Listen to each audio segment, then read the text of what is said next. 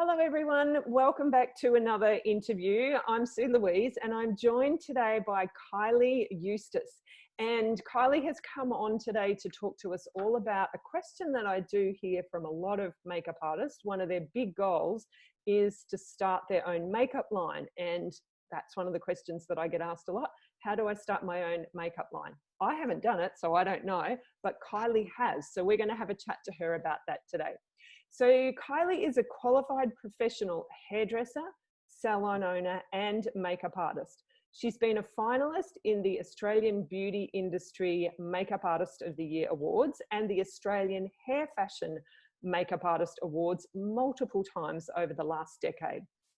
Now, from early on, Kylie's own super sensitive skin led her on a driven quest for non-irritating and safe skincare and beauty products. And the joy of sharing her discoveries with her friends and clients encouraged her to spread the knowledge and availability of better, healthier options. And she founded, or eventually created, her own line, which is known as Kylie's Professionals or Mineral Goddess Makeup. So I've asked Kylie to come on today to chat to us about her career as a makeup artist and hairdresser and all about her journey into creating her own line and why natural organic mineral makeup was the choice for her. So Kylie, thanks so much for joining us today. I've just given a brief introduction to you there, but I'd love it if you could tell us a little bit about your background. How did you get into doing hair and makeup? Were you doing anything else before that, or was it straight from school into a hairdressing apprenticeship? And yeah, just tell us a little bit about your journey. Okay, thank you. Thank you so much, Sue, and thank you for having me. So my journey, honestly, I started experimenting with makeup from a tiny little girl because my mother let me play with makeup. Actually, went to the neighbour's house, that the door was open, went into the ladies' dressing room or bedroom with a girlfriend, and we had lipstick everywhere. So I got in big, back then we got smacked. I got in big, got in so much trouble, and I just was always fascinated with makeup. My mum studied beauty therapy, and she was always into everything natural and beautiful, and she had all these books on alternative skincare and different things, but she just gave me all her old makeup. So I had like right from a little girl, and when my girlfriends come over, we would just play with makeup, and like I was never like said, oh, you can't wear makeup till a certain age or anything like that. So I was in the 80s, you know. So I was fascinated. On my way home from school, I would drop into like, it was like I think it was called Barbarella's, or it was a discount cosmetic shop, and I just go in and look at all the makeup. I was just constantly fascinated. And I loved how it made me feel. It made me feel so good. So work experience at school, I always knew, I didn't actually know at the time that you could do makeup as a job, but I did tried hairdressing, and I used to actually braid girls' hair at school, and this is in high school, and they'd pay me $1 at lunchtime, so I was always, I don't know, because then I'd go and spend that money. So yeah, so I liked making money from a young age, but tried hairdressing apprenticeship, but that was through school work experience, dermatitis up to my elbows, just that back then it was all perming, and I just so I didn't do hairdressing. I thought, I can't do this. I desperately wanted a beauty therapy apprenticeship because I thought, okay, that's a way I can get to do makeup. But it was so hard to find an apprenticeship, and I was dyslexic, or I still am, and I did not love school, and I talked my school principal into letting me leave school before the end of year 10 and still get my certificate. So he reluctantly said, okay, well, if that's what you must do, you have to show me you can get a good job. I couldn't find a beauty therapy apprenticeship, so I actually found a dental assistant job with a good dentist, and started out doing dental assistant work. And honestly, I did that for about 1.5 years, and so I was 16, and I was just so sick of looking in people's mouths, but I loved working with people, and you know, I was good with my hands. I was passing all the tools, and I thought, oh, look, I've just got to find this beauty therapy apprenticeship, found my beauty therapy apprenticeship, got to the makeup section, just was in love with it. I have to admit, I personally, my personality wasn't totally suited to beauty because it's so relaxing and facials, and I didn't like waxing. And the thought of massaging someone's body at that age, I was like, oh, this is gross. So I stayed with it though. And then, cut a long story short, ended up having my children young, and I didn't finish my beauty therapy apprenticeship, which is a bit of a shame. But then after I had my children, I moved to Kingscliff on near the Gold Coast. I thought, look, I really need to go and train makeup. And I actually went back and did just like a makeup refresher course, just the makeup module.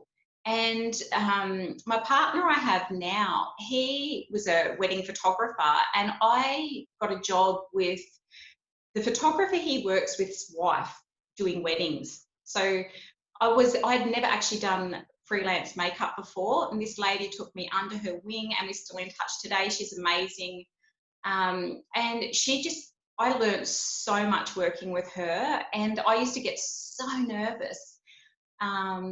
And, you know, she used to say, look, Kylie, are they happy? And I'd say, yeah. And although I'd get her to always check my work. And back then, like, I suppose that's so long ago now, because I've had 25 years, like the winged out eyeshadow style was quite popular.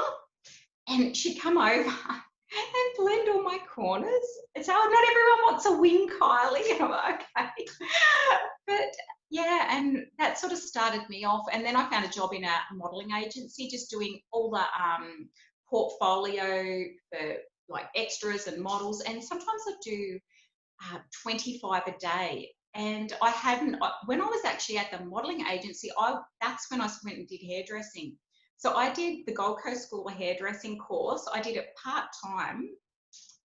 I worked in a bar serving alcohol and paid off my hairdressing course, did my weddings on the side, worked in the modelling agency one day a week, and just, that's how it all started basically, and just like it grew from there. The modelling agency job was like pretty much like my training. I did every face you could think of, every skin tone you could think of. Actually, right at the beginning, I used to sometimes worry about getting the right like skin tone for foundations on people, because back then I used the Kryolan, I had the little pancakey, and if I got really confused or just stressed out, I would just get like all the warm and cool colours and mix them together and pop them on. Which sounds terrible, but it always seemed to work. And I thought, oh, there's something in this with colour. Like I never really liked any of the pinky undertones, and I always liked the more warm undertones, but blending them together, making it a bit more neutral seemed to work. Everyone wanted to buy the products I was using, and I'd say, well, I can't. So there, you know, you can't buy like a whole tin of shadow. Foundation. So I started looking into different products that I could then sell, and I was a single mum, you know, trying to make a living, and I thought, you know, it's good to get paid for the makeup, but if I can sell some products, then I'm going to make that little bit of extra money. And then I also found another job part-time. I used to work at, used to be called Time for Hair at the Marriott, and I used to just go in there and do makeup when they do special occasions, and I picked up a lot of hair while I was in there, while I was training hair. So it just, like, it was always these freelance jobs everywhere and trying to juggle everything. So I sold professional products. Actually, Latona's was the first brand I sold, and Atelier Paris, and I liked both of those products for different reasons. And yeah, so they were great. And then wanting to do my own product, and back in 2003, I wanted colours that I could have. So I did actually start with a company that they actually sold products, and they would mix colours for, it wasn't my formula, but they would mix colours for me and then let me have those colours as my colours. And I did not know what to call my makeup range. Can I just butt in there? Yeah. Before we talk about your range and kind of how that got started, if I can just go back a little bit, because you've given so many great little tips there, and I just wanted to touch on a few points that you've made there. Firstly, the point that you made about being taken under that artist's wing and assisting her. And, you know, doing all of those weddings, that's, I think, one of the really key things. And I think that's really seems to be a little bit forgotten in the industry at the moment. Do you think that that was definitely something that helped lead to your success? Definitely. Absolutely. And one thing, especially for new artists, a lot of people see everything on Instagram and these bright, colorful, artistic looks and editorials, and they're all amazing, but you have to take baby steps, and you really, to become an expert in your field, you must practice, and you must, to be a professional, you must know every different scenario, different brows, different eyes, different face shapes, different skin tones. There's so much more to makeup, like basics and fundamentals, than like creative, colorful makeup, which I do. Everyone's seen what I do. I love doing makeup that no one will wear, but you have to have that basics behind you. It's really important, and blending. And the lady that taught me makeup right from the start, she said, Kylie, don't worry about color. Don't worry about anything until you can master your shading.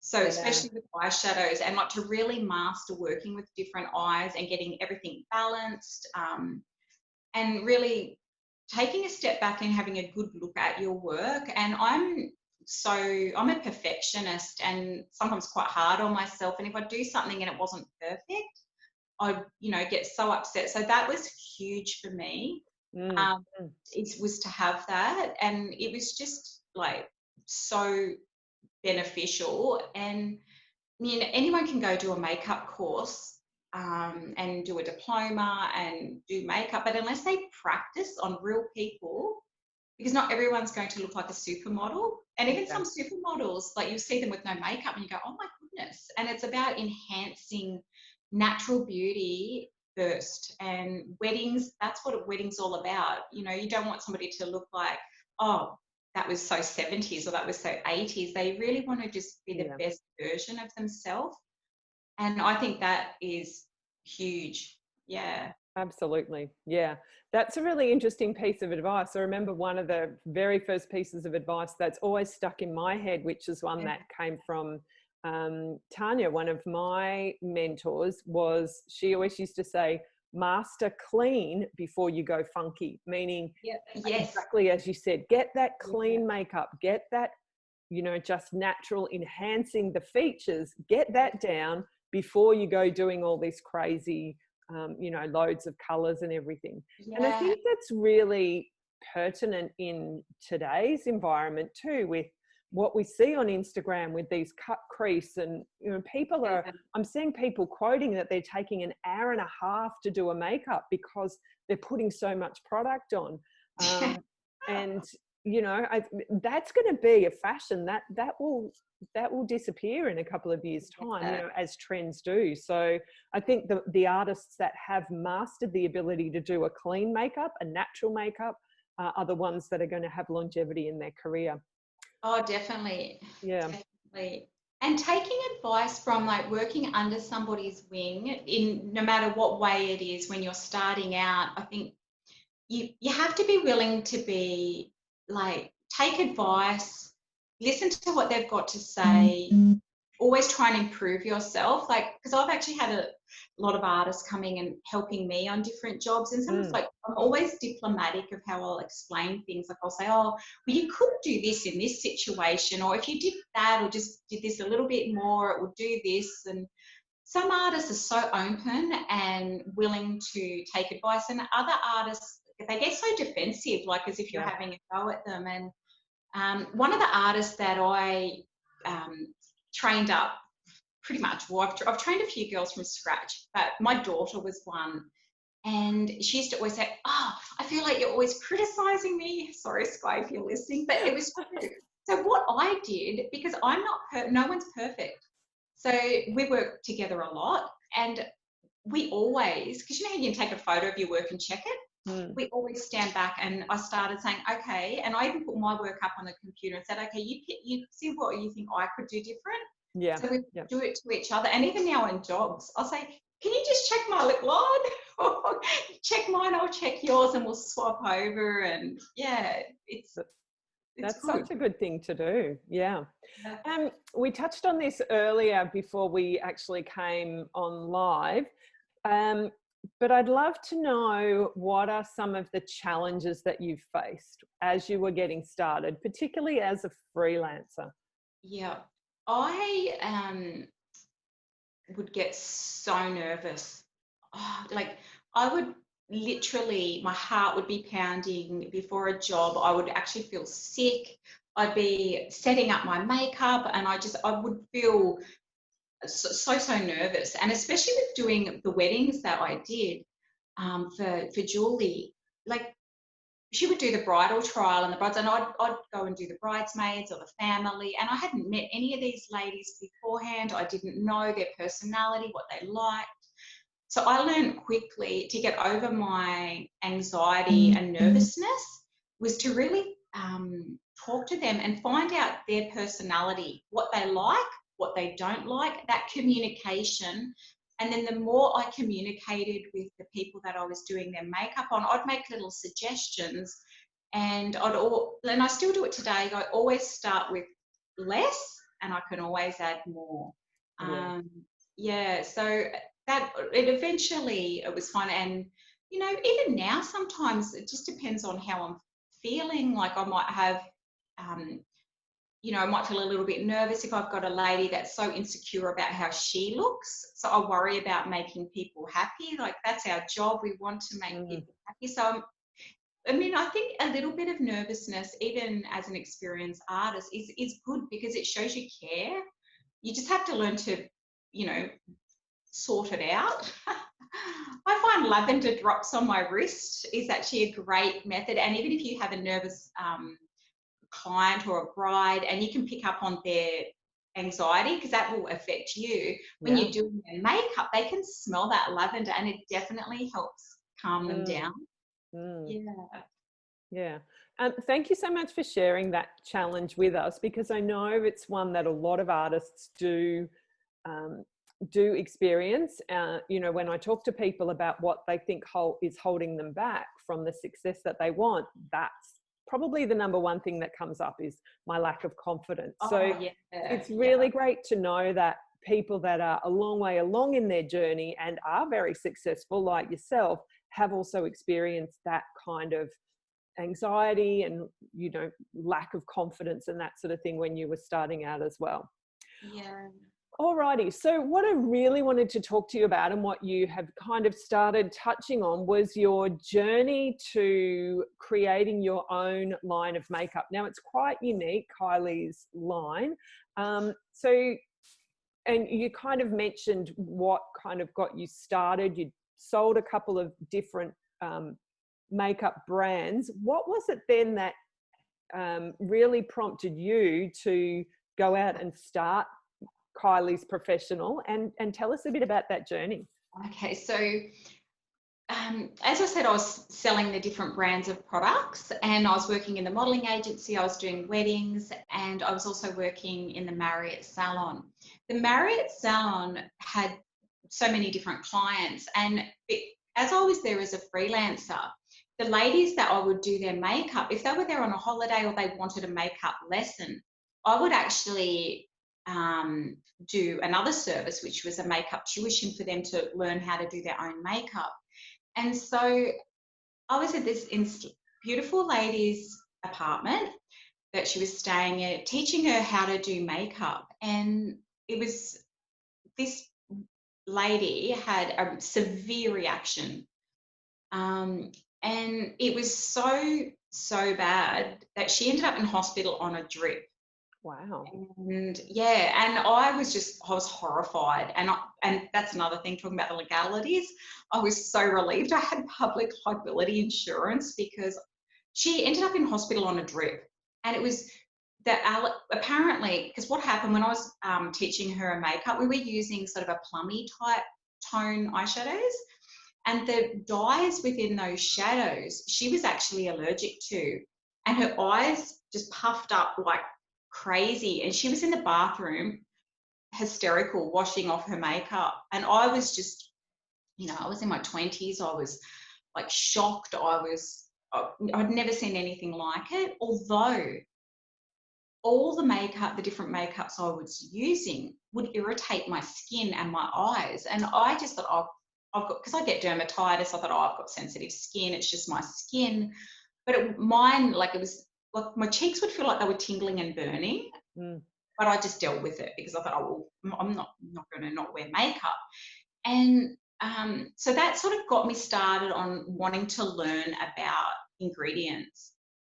And so it was a bit of a long process. Like, I definitely wanted colours, but I was also concerned about what was actually in the products that I was using. So I did start just slowly having a few products. And talking about the brand, and this is a good advice, think about what you want to call your brand, and think about everything, because I didn't think about it. I just thought, oh yeah, my name's Kylie, I'll just call it Kylie's Professional. I didn't have any idea. And it was so funny. One of my salon clients, like, my very first little logo was that curly writing. It was so terrible. And my client, she's so funny. She said, Kylie, that just makes me think of Nana and Doilies. You can't have that. And I was like, okay, I can't have that. Yes, and it's true. I was like, oh my gosh, that's so bad. So, and like, this was sort of, yeah. Sorry. It's true. And it was funny, because when I started in a small way, it was just only for myself and my clients. Like, I wasn't marketing it. It was just like trial and error and learning different things. And then the company that were mixing the colours for me, they wouldn't let me have what I wanted in or what I wanted taken out. And I had no freedom of formulas. And then I actually had a situation where they forgot to put preservative in my mascara, and it was just a big drama. So you have to, if you're having a company make product for you, firstly, you have to have a good relationship with the company. You have to have things customized for yourself, and always to ask yourself, and somebody actually asked me this question right in the beginning. She said, why should I buy your products? And I said, well, they're wonderful, they look great. She said, well, but what makes yours so special? Why should I, and what makes you so special? And I was so upset. I thought, oh my gosh. And I talked to my partner about it, and he said to me, Kylie, you should always ask yourself that question.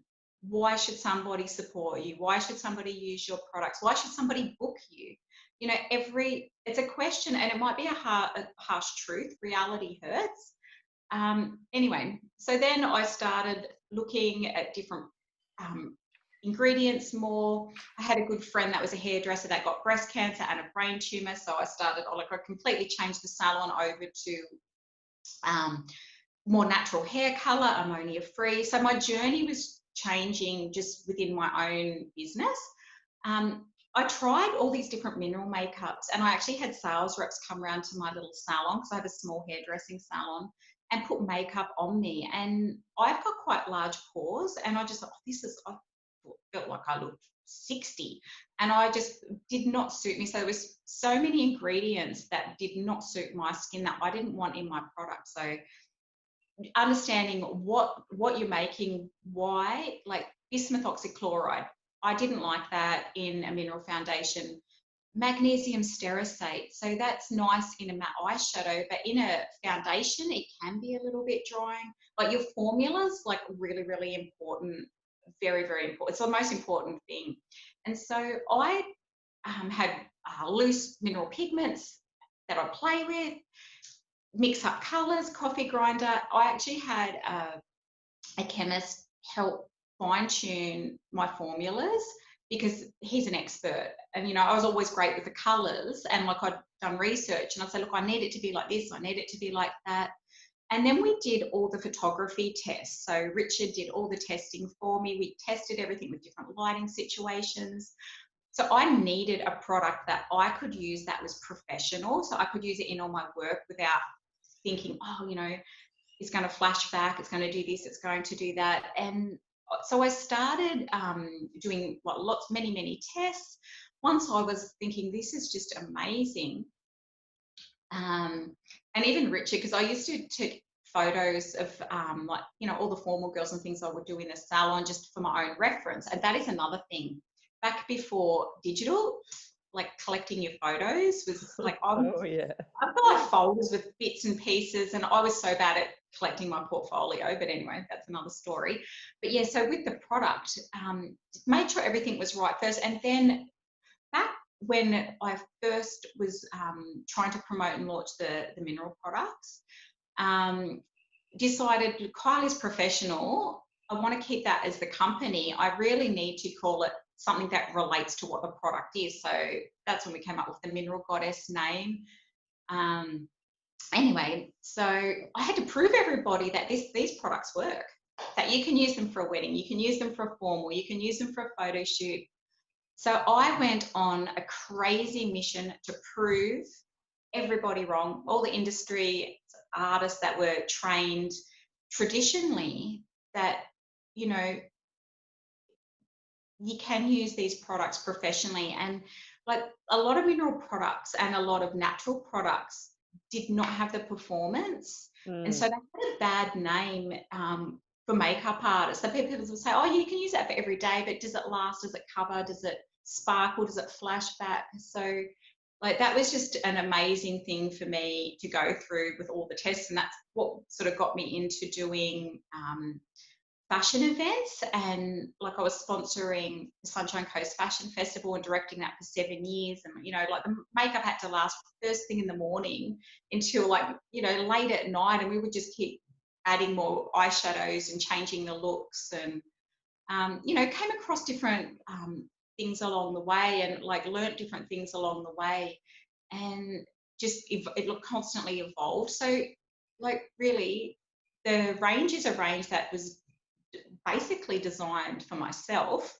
and it was really a passion that just went out of hand. I didn't just say, oh yeah, I just want a makeup brand. It was sort of a slow process. And then there were so many things like, yeah, having good relationships with your suppliers, and then there's so many legalities. You must have your trademarks, you must, you know, have a professional website, you must have professional photos of your products, you must have the marketing to back up what you're doing and to prove people that this is what works. I can't believe how many makeup brands use stock photos. That blows my mind. And you know, I'm thinking, and if skincare brands, it's like, well, the person's not even wearing their product. Yeah, so I was on a mission to make sure I had lots of different photos, and yeah, so it just sort of kept evolving. And that's another reason what got me thinking, oh, maybe I should enter the you know, makeup artist of the year competitions, because I've done so much work just as myself as an artist, and that was to you know, to show everybody that these products work. And you know, I did a few TFP photo shoots and started getting editorials and things like that. So I had all of these different things that help, I suppose, give you credibility as a makeup artist. Yeah. For me personally, trying to get the credibility, it was more like I wasn't actually trying to do it as a personal thing. I was trying to do it to, oh, look, so everyone can see these products are working for this and for that. And and then I loved it, and I loved doing all the work. But with competitions, it's fun and it's great. But I feel like I did put pressure on myself, thinking, oh, I have to do this event, and oh, I have to do that. Then I'll have more that I can, you know, show all these different things I'm doing, and you can burn yourself out.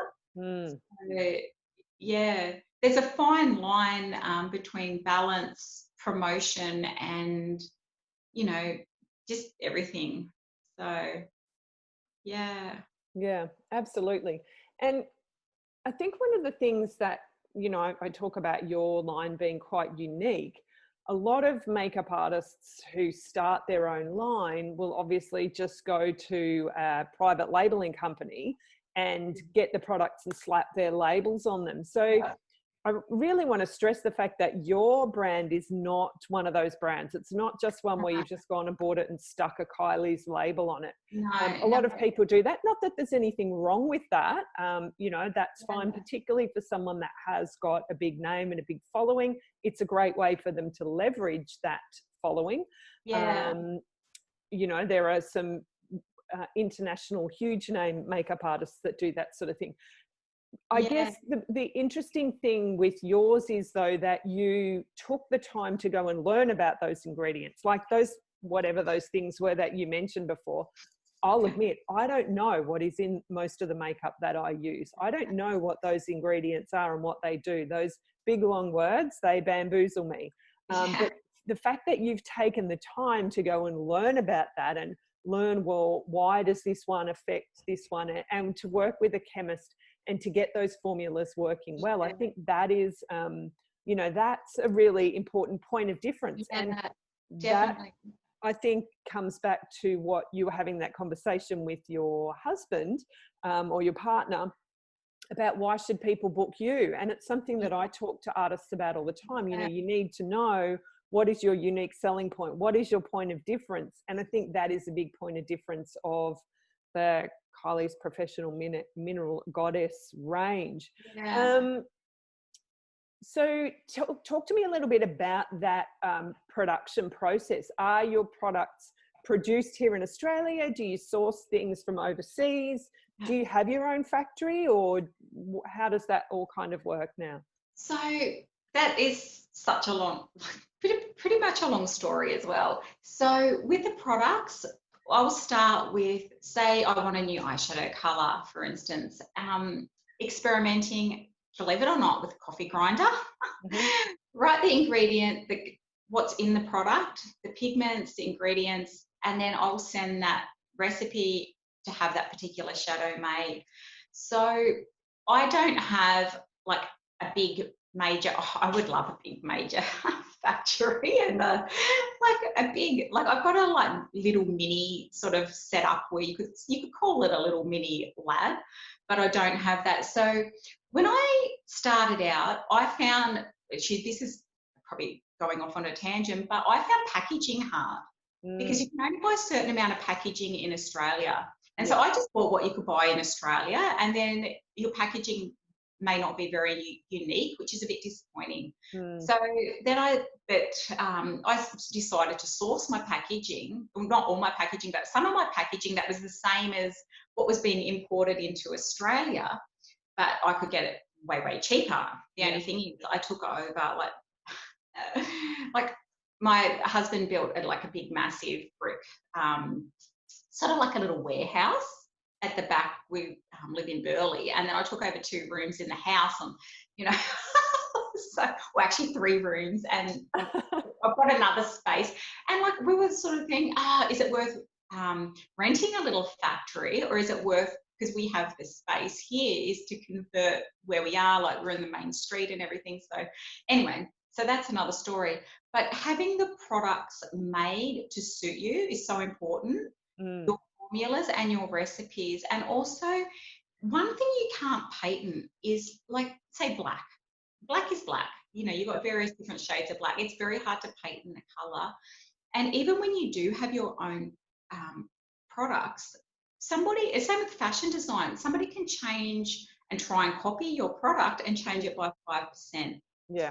So it's just such a tiny amount, but having it like overall, you've got to have that uniqueness as much as possible. And when you talk about private labeling, because that was pretty much what my very first products were, and then they would still mix the colors. So, I find, like with so many businesses and with skincare companies, like once people know about beauty and makeup,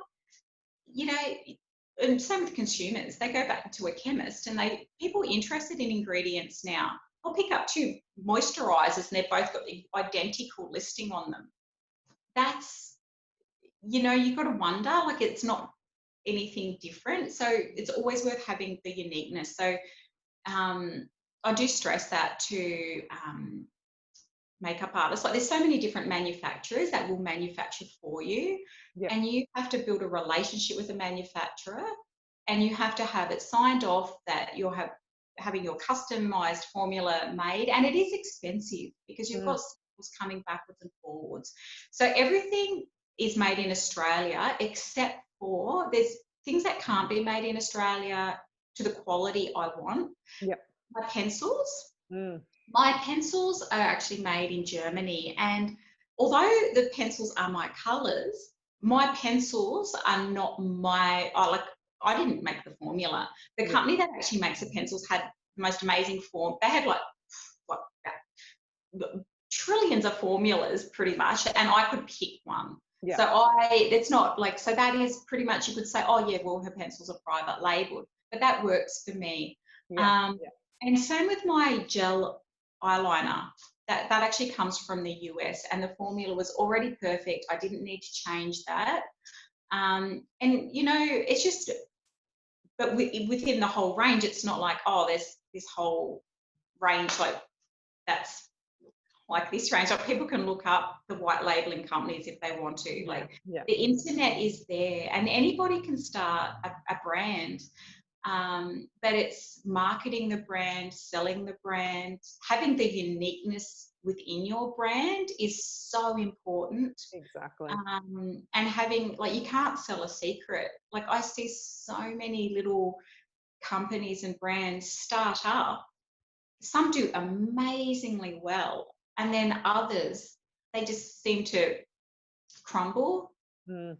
Yeah, because it's a definitely an expensive process to have a brand. And for makeup artists, it was funny, I went through a stage, because when I was doing all the competitions and I was hungry, I was wanting to do this and wanting to do that, and I'd been directing teams of artists, and we were doing 70 models at the runway. I really wanted to go and do other runway shows.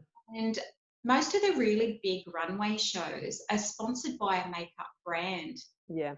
And I had an amazing artist that he was doing makeup shows sponsored by Maybelline, and I was thinking, I don't care what products I have to use. Like, you do, when you're an artist, you work with a product for that company because you got that job, But he said to me, Kylie, your work is amazing, and I'm sure you'd be fantastic, but because of your brand, it's counterproductive. It doesn't align with what you're doing. So as a makeup artist, I mean, it's amazing. Like, I love having my own brand. It's been a lot of work, and sometimes I've thought, oh my gosh, I'm spending so much time on the computer and doing a lot of marketing and networking and things like that sometimes that does take you away from your actual makeup. And like, when I actually do a makeup for myself because it's just something I want to do, that's like my reward. So that is a treat. And like, I love doing makeup. And so it's really, I think it's good to seriously think about what you want, why you want to do it, what you want to achieve in your makeup business.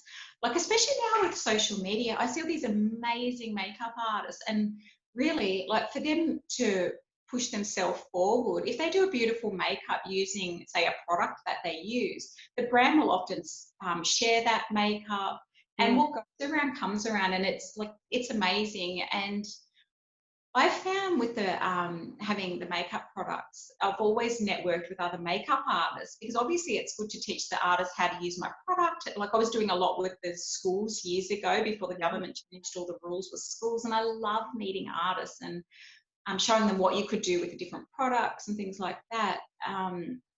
But then online, like, seeing the artists that actually do use my products be successful, like, it's such a buzz. It's like really, really nice to see that. It's just all, and it's lovely, from the artist's perspective too, that you support the community. So that's really wonderful. I just want to touch on very quickly, because I'm very conscious of the time. I want to touch on, obviously, something that is course, the hot topic of the moment, which is, of course, all of the new regulations that we're required to work under here in Australia, and I'm sure around the world, because we will have people from around the world watching, with regard to COVID-19. So here in Australia, or in Queensland at least, one of our requirements is that we cannot be using the same product on multiple people. And therefore, what that means is, while of course, as makeup artists, we always used to decant all of our wet products, we're having to do that with our powders now as well. Yeah. And this is where I've really gotten into using your beautiful loose pigments. So why was it that you decided to go into loose pigments rather than pressed shadows? And just talk to us briefly about, how that works in line with the new regulations that we have for COVID safe. Yeah, well, originally with the loose pigments, it was because it was so easy for me to blend and mix colors. It was just easy. It was there. It was like I could mix anything together, and then I could do so many different things with the loose pigments. The benefit for me was also the loose pigments, pure mineral loose pigments will not go off. So that was another thing. I didn't have to worry about, you've got to get rid of your shadows in this amount of time. And the pressing process, I can press shadows just for my own personal use if I want, just here. But to do it in a bigger way, a commercial way, you have to have a lot bigger runs done, and it is expensive in Australia to do the pressing because there's more labour, obviously. Of course, yeah. And then I loved the intensity that you could have with a loose pigment, and it was just so different compared to a pressed pigment. And I just fell in love with them, and I just couldn't believe what you could do with them. Like, say, for instance, a loose eyeshadow, you can turn it into, you've got different mixing mediums, and as artists, we love to mix and blend different things. You can turn a loose eyeshadow into a brow wax. You can turn it into a liquid eyeliner, a powder liner. You can turn a mineral pigment into a lip liner. It's endless of what you can do. Like, you can make, instead of having a liquid luminizer, you can make your liquid luminizer by just mixing a pigment with like either an oil or a foundation primer. There's just so much you can do. And actually with the foundations, because that's all I had to start with, was only loose. That was it. The foundations, I was just using my loose foundations for everything. Even my underwater makeup, I use that, and I still use the loose foundations for that. And it's how you apply the product, and it's the different bases you use. But let's say for the loose pigment, when I was first using the loose foundations in my own work, I was so used to either pancake stick makeup or liquid makeup. And so I'd actually turn it into pancake makeup or liquid makeup, apply that first with your old little, triangle wedge sponge, and then I'd dust the mineral over it. And then I figured out I don't need to do this. I can just put it straight on any age group, and it's not going to go into their lines, because it's not, people get scared of powder and say, oh, powder for mature women, but it's not a powder, it's a pigment. So the pigment will melt into the skin, and if the skin's prepped correctly, it's going to look amazing. And it's, but people could mix it with their oil or their moisturizer and things like that. And so that's how that sort of started with the loose. And I love loose. I still love loose. Still my go-to. Yeah. So, Kylie, you are an amazing supporter of the freelance makeup artist community. So tell us about, how we can support you. Tell us a little bit more about your products. I know that you offer a makeup artist discount. What's the best way that we can find out more about your products and hopefully purchase some of them? So if you're a makeup artist and you're interested in trying the products and you'd like a makeup artist discount, all you need to do is, I prefer email just because it's easier to keep track of everything on email, but you can Facebook message me or Instagram message me, send me your email, and I'll send you some information. But I do need to see your website, your your Instagram, see that you are a professional artist. So I offer discounts to makeup students and makeup artists. And I also do, so my standard discount is 30% off all the products, and that includes your GST. But I also do a discount, like just say you want to purchase, say, for instance, say it was $300 worth of retail products, and you want to, put a lot more products in your kit. I'll actually give you another discount code. So if you do want to add a bulk amount of products into your kit, you can actually receive wholesale price.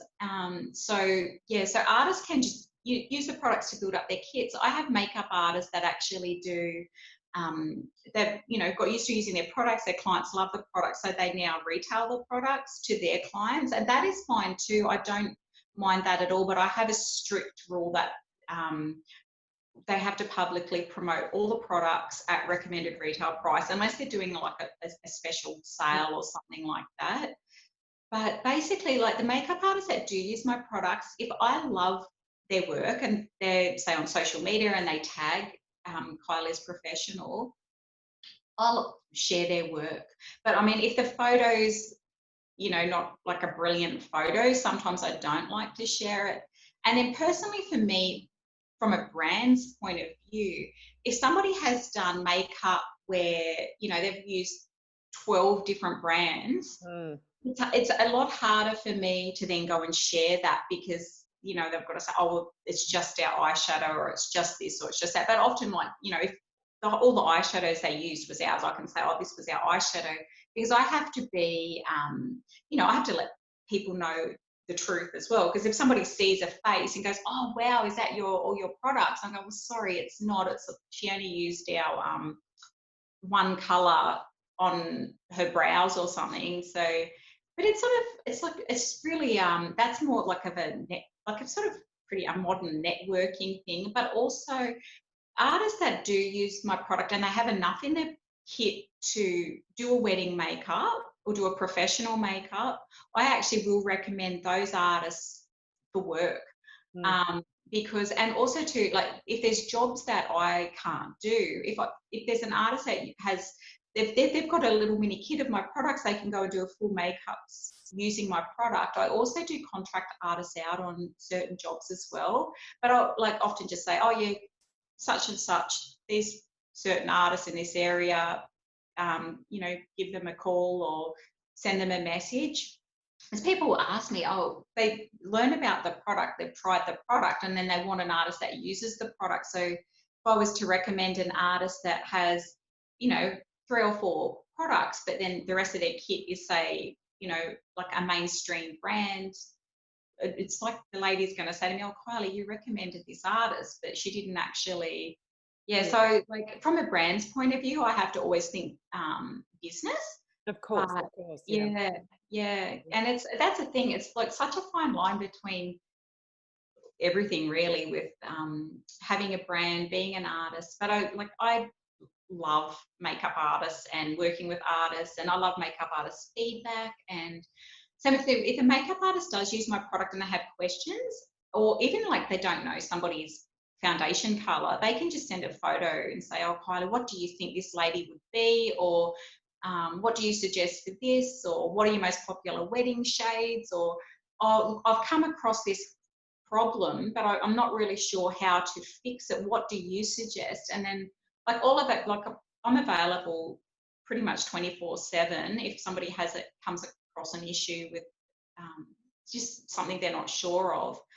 And I've always said to makeup artists, you're only really as confident and as good as you are about knowing how to use your products. Like if you know what you can and can't do, then it gives you that confidence. So that's a sort of another bit of support there that, I like to be able to always offer. Yeah, absolutely. And that is, you've touched on a really interesting point there, and it's something that I see a lot of makeup artists doing, and that is they'll post a photo on Instagram and they'll list all of the products they've used, hoping that one of the companies is going to reshare. But when you're listing 10 different companies, what incentive is there for a company to share your image? Yeah. They don't want to be promoting another brand as well. So what I generally recommend people to do is just pick one brand. You might have used 10 different 10 different brands of makeup, but rather than listing the whole 10, just pick one and say, eyeshadow using Kylie's Professional, or lip using XYZ company, or whatever. You get much more chance of your images being shared if you're just, tagging that company rather than asking them to go and promote a whole bunch of other companies. It is so true. And then also too, for the brand, it's like, if just say they've used a lot of different products, it's nice for the brand to, if they do share it, to align with that brand. Our products are sold in Switzerland, and I have a Swiss makeup artist that she does the most beautiful work, and she uses my products, but she also uses another brand's skincare, and they do have some makeup products as well. And she always tags the two of us. Her work is that beautiful, and the company that she uses their skincare products, they're a really reputable company. So I will share, and I'll actually, when I share it, I say using Kylie's Professional, and then I say the other brand on the photo. But at first I was like, oh, should I share this? Should I not? But I think that's good. And I think it is good, like you said, if somebody's used the eyeshadows, they say, and that's what they're promoting, oh, I used Kylie's Professional eyeshadows. And then I can say, oh, look, eyes, mineral goddess eyes, or I think it's good. And if I see a photo, like a behind the scenes, and like the makeup artist is using our brushes, like I always was, oh, look, our brush, and I'll share it. And and I think for the artist to know that the brand they're using does have credibility, and the products have also won multiple awards themselves, the actual products and the brushes, and so I think that as well gives artists confidence to go, okay, I'm using a professional brand, and then for me to be able to share. And it's true.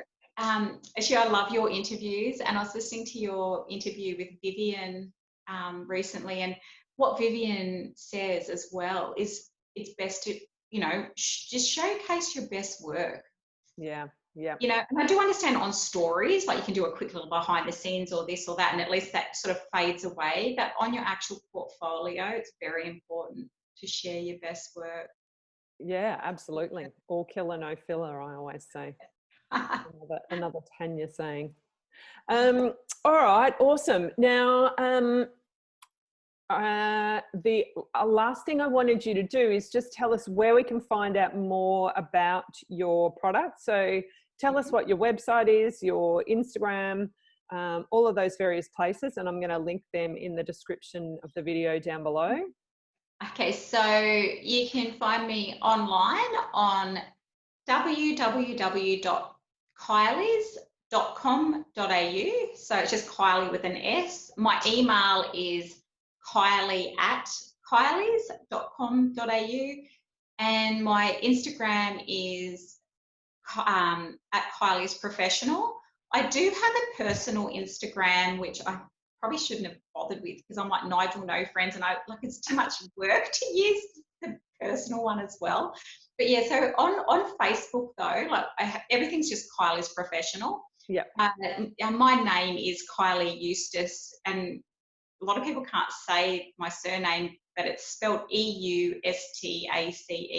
So you can find me that way as well. And to see the products and what the products look like I don't use any stock photos. So all my Instagram, it's all my work, unless I've actually shared another makeup artist's work on my Instagram, and I will actually say that. So you can see what the products look like. Like my entire personal makeup artist website is only my products used. So I don't have any of my work before I had my makeup range on my website. So you can see all the different things you can create with the products. If somebody's saying, oh, I'm not really sure what it's going to look like on camera or on this or on that, they can have a look. And there's I'm one of those artists with lots of styles, depends on my mood. So you can see all sorts of things on there. Just Kylie's Professional. Lovely. And just with regard to shipping, obviously you ship all around Australia. Do you ship overseas? Yes. Yep. So all over the world. At the moment, the whole COVID thing, there was huge delays with shipping, but that's actually finally settled down. So Australia Post, like say for like a small order, there's only some countries that there's problems with still, but yeah, so all over the world. And it depends on the size of the package, but like a small package, depending on the country, like if it's only like, I don't know, it might be 500 grams or something like that, it's generally around $30, which is a bit of a pain, but luckily the Australian dollar is so good. Exactly.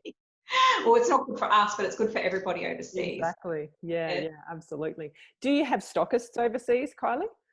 In Switzerland and Germany. Switzerland Yeah, and so Germany. Switzerland, I've got a makeup artist that she distributes to other makeup artists and beauty salons. So in Switzerland, we've got quite a few. And Germany, it was actually a makeup artist I met through AICD. Wow. She's gone back to Germany, and she has a makeup agency, and her artists weren't getting work because they didn't have any natural products. Yeah, that were natural based. So she started importing the products to Germany for her team, and Oh, yeah. cool. But Yeah. Switzerland's the main country that we Yep. sell to, and then we do like just small orders and personal orders all over the world. Of But course. it's Yeah. the stockists are in Switzerland. Yeah. Yeah. Awesome, awesome. Well, look, thank you so much for coming and joining us today. I'm going to open up, if anyone on our Facebook Live has any questions, please pop them into the comments box and I will ask those of Kylie. For everyone watching this on the replay on YouTube, just want to say thank you so much for stopping by and checking out this interview today. I hope that you found it enlightening. All the details for Kylie will be down below. And don't forget, if you've enjoyed this interview, to subscribe to my channel and hit that notification bell so that you get a little notification next time another interview is posted. Thank you so much for being here, and we'll see you again next time. Thank you so much, Sue. Thanks, Kylie.